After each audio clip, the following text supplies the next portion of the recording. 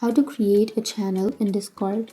So if you want to create a channel in Discord, then first open up your Discord application and you can simply go for your servers.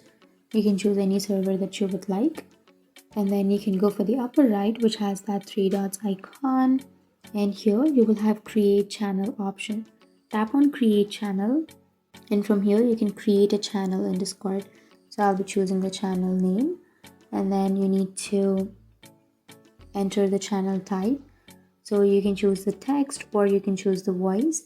And then if you want to make your channel private, then you can choose private channel, and then you can go for next.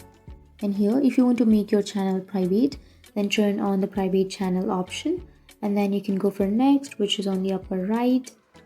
And here you will have your roles, right? So you can simply tap on roles, and you can simply search for a role or members to add your role. But if you want to skip that, then you can go for skip, which is on the upper right. And that's it. Your channel has been created. So that's how you create your channel. And this is your channel. So that's it. And if you have any questions, feel free to comment below. Thanks for watching.